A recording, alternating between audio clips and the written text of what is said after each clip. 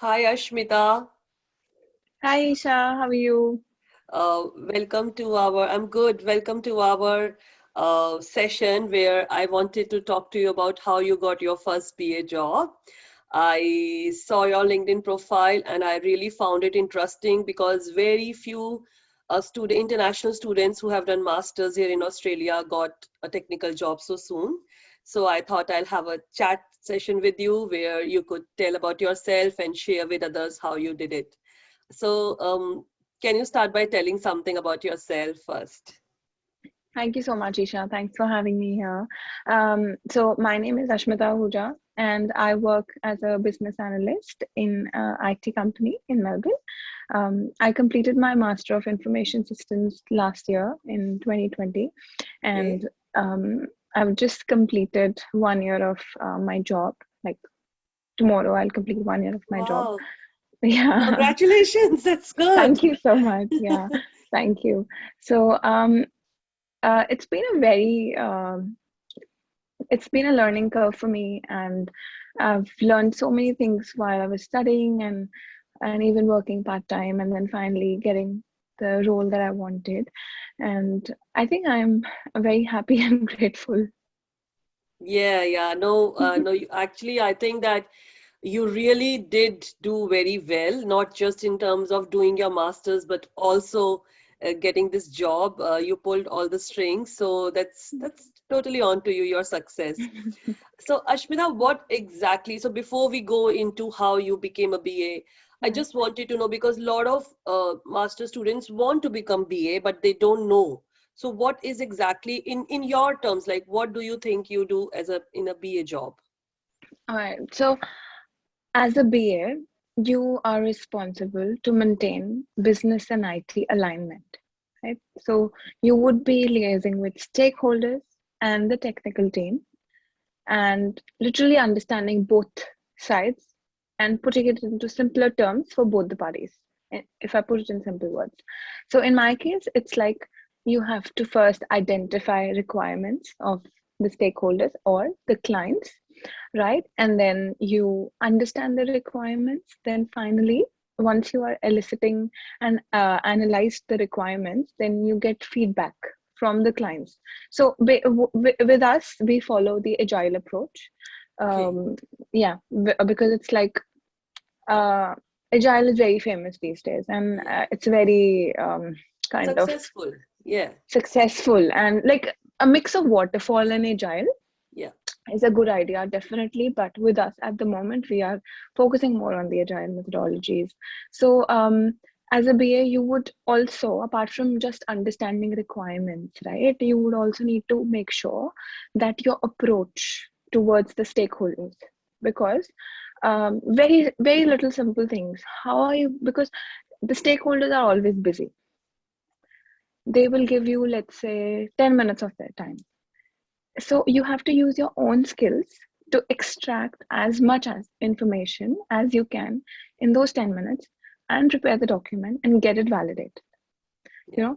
So it's like you won't always have the stakeholders handy. Okay, yeah, I can just go and ask this thing. Okay, do we need to include this in the software or this in the tool?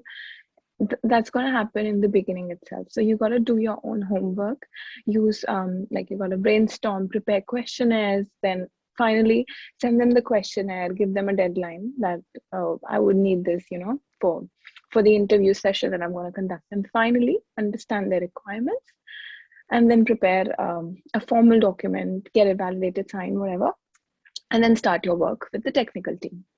So when Right. you okay, sorry, did I cut you? No, no, no, not at all. So Yeah. when you say that you're doing agile, all this document and these things are you like just I was just curious, you're writing user stories? Correct. Okay. Exactly. That's what we're doing. So we use different tools, but at the moment, I'm learning Microsoft Azure, Okay. right? So it's still in the learning phase. I'm just trying to experiment. I'll give you a little example. The other day, we were preparing, like we had to develop a website for a travel company, Yeah. right? Um, that like basically people could go to the website and book flights and hotels as well, right? So in that case, we had to develop the user stories. So I thought, okay, this is going to be the first project I'm going to use Microsoft Azure on, and it was really good. Um, and and the best part about Azure is you can also have a little prototype, as in how it's going to look on the website, you know. Yeah.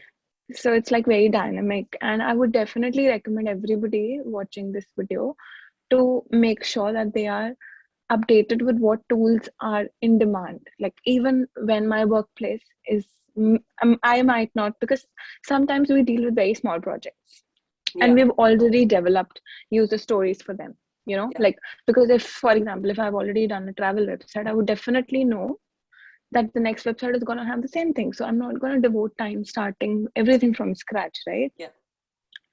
But I would definitely recommend utilizing these tools, even if you do it from scratch, because it's just practice for you. And at the moment, I'm still in the learning stage. So that's why I always try to Yeah. try new things, you know, I which, think as a first job, nobody expects you to know everything. They are there for exactly. you to learn. But when if you are already familiar, you ease in your own, learning curve.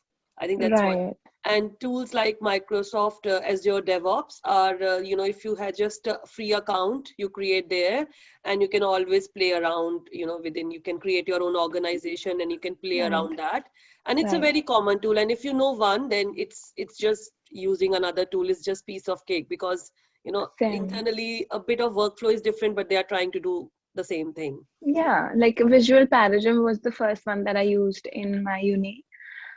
Which one? Visual? That's Visual Paradigm. Like it was Okay. just a simple tool, like same user stories and tasks and breaking down into tasks, and then also had sprints and all that. But Azure is like definitely more organized, because Yeah. that's why people are using it everywhere these days. But yeah, Visual Paradigm was the one, and that's pretty similar to Azure in terms of user stories and the interface.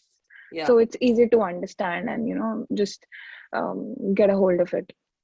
Yeah, correct. I think we will put these terms in the description of our video later for viewers to see, and just get familiar with them with these I tools. can I can also share a link with you so that you can put it in the description box from where I started to learn Microsoft Azure, like the exact link of the Yeah, resource, that would right? be great. Yeah. Yeah. So Ashmita, what does your typical day look like? So when you log in, and then what's your, typical day? So, um, first of all, is the client meetings. Like, it's the client meetings where, as I said, okay, I'll tell you in detail how it looks like. So, first we set up the meetings agenda, and then send them an invite. Wait for they reciprocate to us, and then come back, and then we have a meeting, discuss the requirements. Most of it is like you are just kind of revising the requirements, because when we're in Agile, this is the beauty of Agile, that you can actually, even if you revise the requirements, your project won't be hampered much, because the progress is going in a way that it is meant to be revised and become more better. So most of it is like, okay, we are revising the requirements, there some more needs come up, and then there was a situation just yesterday that there were three stakeholders in the meeting, and everybody had a different viewpoint, and I had to kind of negotiate with them. That's where a very important skill comes, which is stakeholder negotiation, Yeah. because you got to keep them happy, you got to meet their needs, but at the same time you got to meet the scope of your project as well, and value the work that your team has done, right? So that's where I used my skill yesterday. So that is something I was self-introspecting at the end, when I was writing down, okay, what work I have done today and stuff. So I was like, okay, this one, because I was reading this um, in the Babcock guide. We'll come to that later. Uh, yeah, that it is very important, and I thought I never did it, but yesterday when that, Introspection yeah, at the end self-introspection, of the day. Yeah, it yeah, works. it's It very works. And important. yeah, because why I like that thing is I do it many times. because negative things get stuck in our mind. So if something wrong happens, like we lost our cool in an Yeah. important meeting, or Yeah. somebody said something bad to us, it gets stuck in our head, maybe like for a week, if but that day is definitely gone. And but positive things, just 1 hour or 2 hour, we'll feel happy, and then something else will happen and we'll forget. So when we Exactly. introspect and we think about everything, we get to focus on the positive things as well. So Definitely. Yeah. yeah. Yeah. So that was it. And then we just have another meeting with the technical team, work with them on uh, the tools we use at work. These days it's Microsoft Azure, and just put on user stories and tasks so they exactly know what is on priority, and what they have to do. And then it's the other work, because I work in a small business, so it's not just one role that I'm doing, it's got to Okay. be other work as well. So yeah, then it's the other bits and pieces of different things. And half an hour to 1 hour is a training session where you and learn different things which you like. If you have time in the day, then it's like you spend half an hour to 1 hour on LinkedIn learning, or watching YouTube videos from people like you. That's Um, awesome. That's yeah, awesome. Like yeah, your organization allowing time like that, yeah, and you actually using time like that. I have wanting to yeah, do this thing from like so long. yeah. Like if you have time, like our organization is always like, if you have time, you got to research, because it's anyway good for you and the company, because you are a resource, right? And the resource is just getting polished and polished. So that's anyway an investment they're doing for everybody. And yeah, it's a nice thing to do. And especially when you are on in front of your system and sitting on in the chair, and like in a professional environment, you are more productive. So if you're learning at that time, Yeah. it's more productive, because when I come back home, I would not even look at my laptop. I would like, please And don't. it's needed. No, no, it's need that Yeah, break is needed. That's yeah, very good. Yeah. yeah. So, Ashmita, let's go back a bit in time, and if you can tell, how did you get your first internship? Okay, so I started off as a social media strategist with the company I'm working for, because I had a bit of experience back home being like on Instagram marketing, and um, being an influencer, like a micro influencer, because you would know there was a boom in that industry at that time. And I got this job, like I got referred that there was a need of this job, and I got referred there, and I um, cracked it, started working there. And it was like, initially it was just casual, right? And then it turned into part-time when I was a student, and then permanent part-time. And finally, yeah, so basically my first internship and um, my job is in the same company. So that's Oh, an interesting story as well. I like I did another internship in another company while I was studying, but okay. yeah, this one is like I started in the company as a in the marketing team. I was working there part time, and then while I was doing that, I was finishing my studies. I was trying to kind of relate my stuff, whatever I was studying, to my company, which was a bit kind of a tedious job, because it was just like the company had started, and we it's like we have an onshore team and an offshore team, right? So if we were working in just one direction, okay, everything is sorted, okay, we've got marketing, we've got sales, we've got managing team and stuff like that. I was like, okay, let's relate. Then while I was studying business requirement analysis and business process modeling, I related stuff to my company. So I realized that there are a bit of things that need to change, like process improvements, definitely. So I definitely pointed out some processes that needed to be aligned. Then the way we actually do the work with the clients and manage stakeholders. So stakeholder management was required, business process improvement was required, and the SOPs, how it's important to actually follow the standard policies and procedures and Yeah.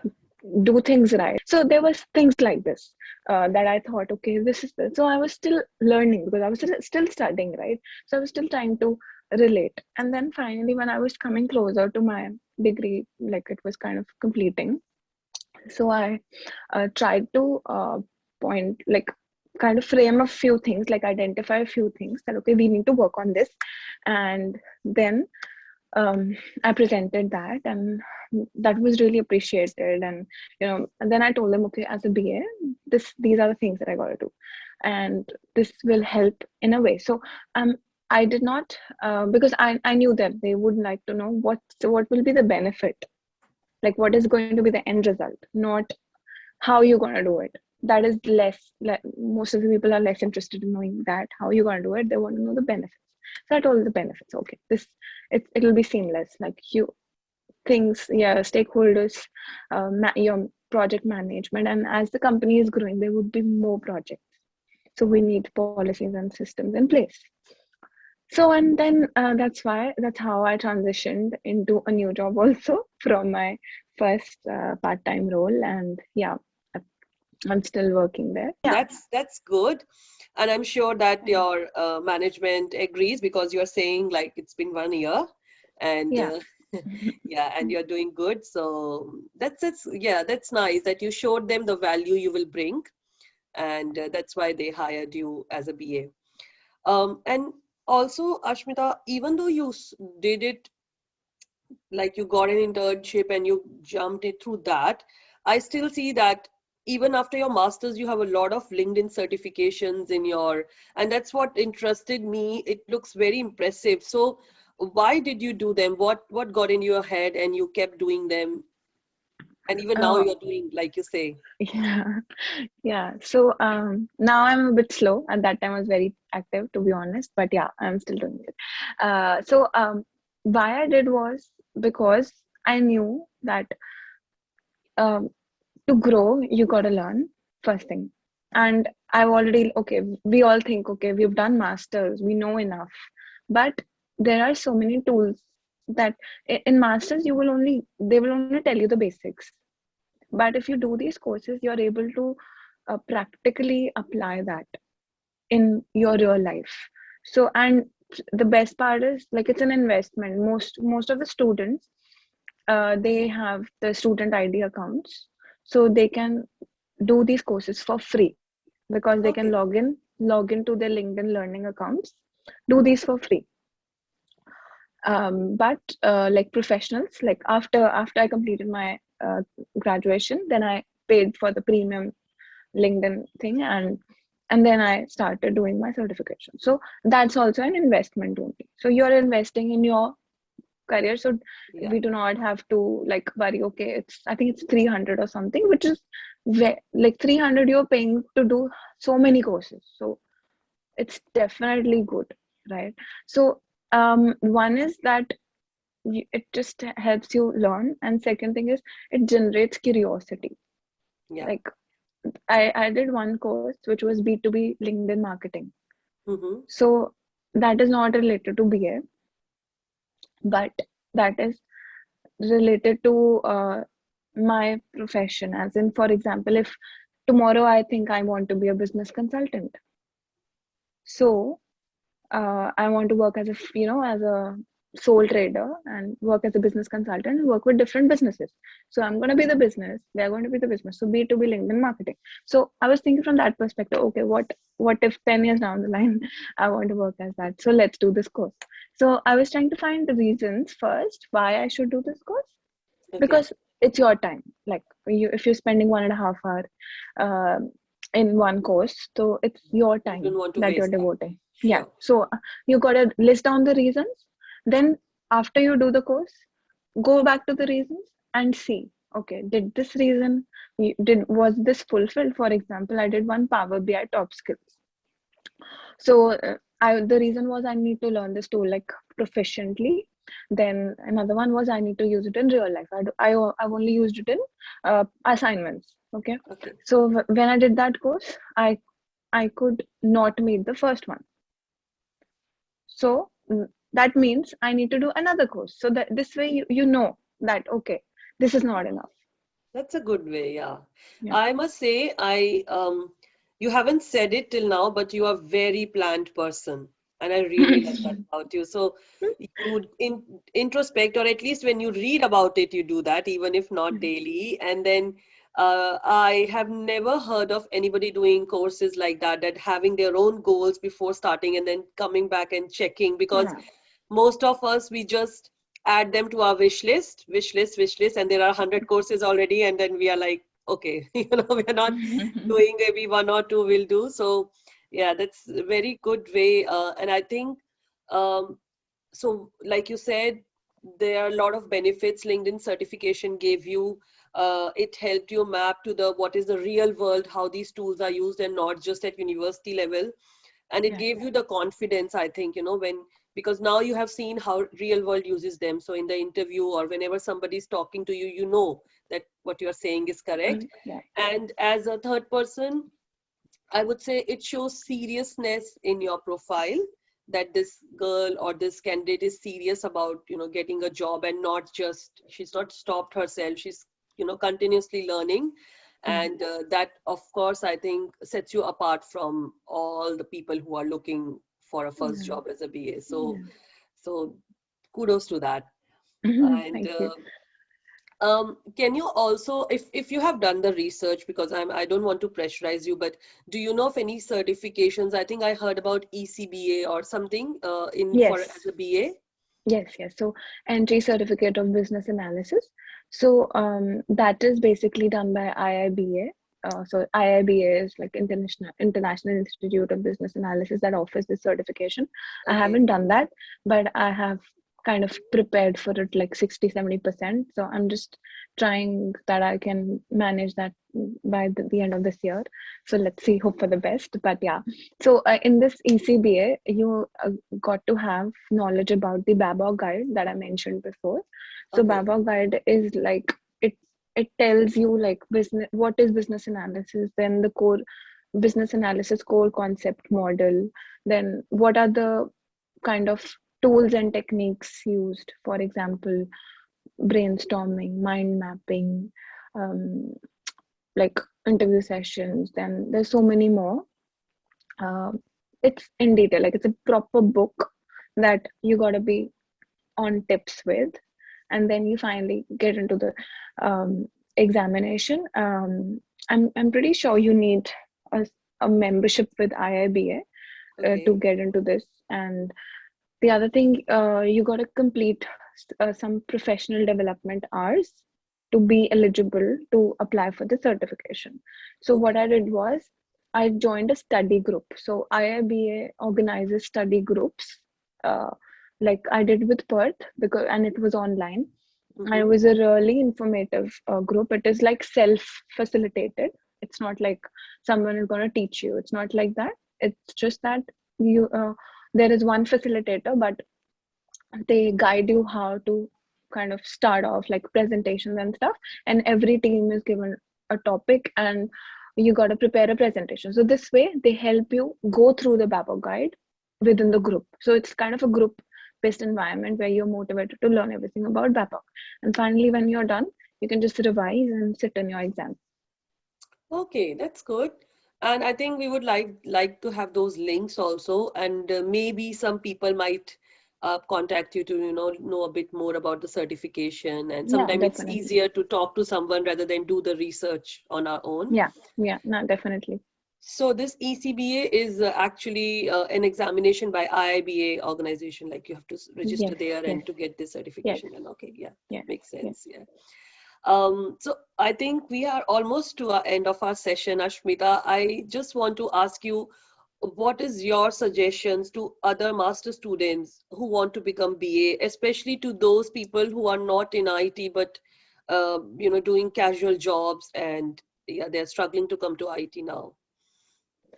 So I would definitely suggest them to take up some courses to, because at the end of the day, even if they know that they what a BA is going to do and how to use the tools, even if they know, to get into the interview, they need to have that eligibility criteria met. So definitely take up those courses to meet that eligibility criteria, because in the interview it doesn't matter, they don't ask you your marks.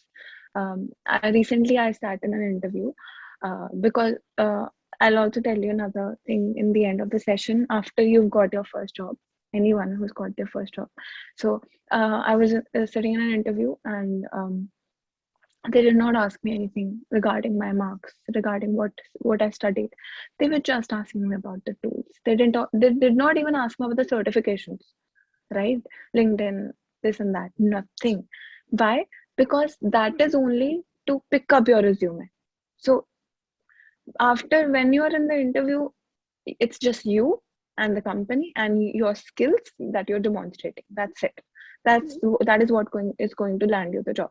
But before that, to reach that stage, you need certifications.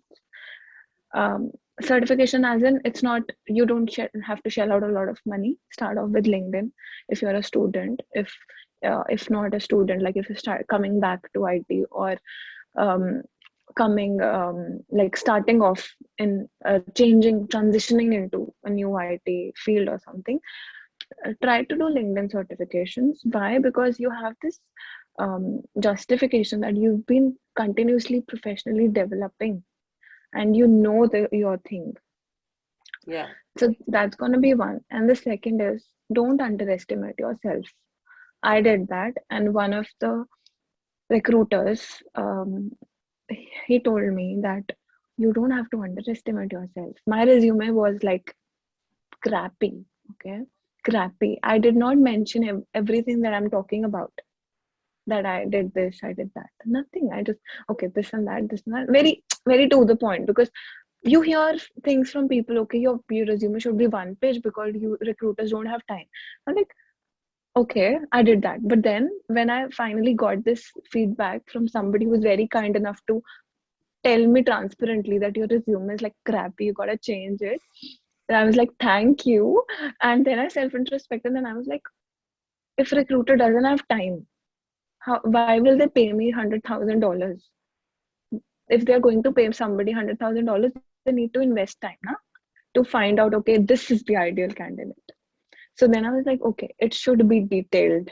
So make sure your resume is detailed and actually tells that what you have achieved, not what you have done, but what you have achieved. So word it in a way that you are able to justify your skills and they can pick up your resume.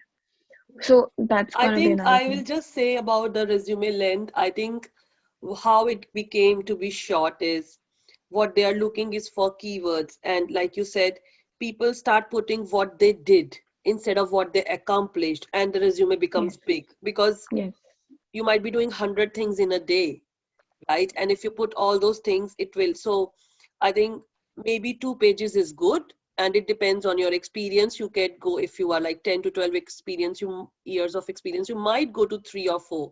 But I think when you're starting fresh, one, if cannot finish two, but I think the content matters. So if you are yes, skipping all your tools and your certifications out of resume and you're putting what you did as a project in your uni, exactly, I'm not sure exactly, it's gonna take you anywhere exactly. because Yeah. everybody does Better to projects put, in uni. yeah, better to put achievements like, okay, successfully transformed this into this. Okay, that's going to be something. But if you just like was a part of the project management team, no, big no on that. Good. So yeah, That's good.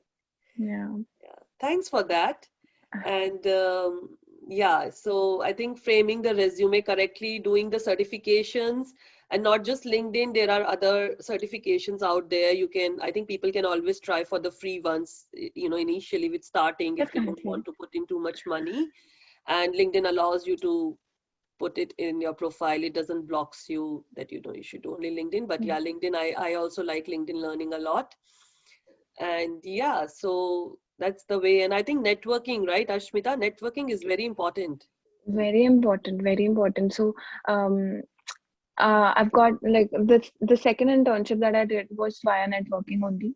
So that was actually a potential client who was um, who was going to be our client in the company where I was working part time. And I thought, okay, I need to do another internship to basically get to know about other industries, because you never know if I transition into from IT, if I go to supply chain. So that was from supply chain company. So what if I become a IT business analyst in a supply chain company, or a supply chain analyst? So I need to know the uh, things. So I thought, okay, I will ask them, and I applied for it. And so I did not have to go through a very long process. Why? Because I networked. I maintained that relationship, like stakeholder relationship was good. So managed them happily. They were good. And even though I was working part time and I was in the marketing team, but I still utilized my stakeholder management skills that I learned in the uni in my IT course. So you can actually use the BA skills in any role Yeah. to maintain the healthy relationship. So yeah, that was one very good example of networking, and definitely we see that everywhere, everywhere. Yeah. Yeah. That's a good Yeah, advice. Thanks, Ashmita. Thanks for your time and thank have you. a lovely day. You too. Have a nice, relaxing Saturday. Yeah. Bye bye. Bye.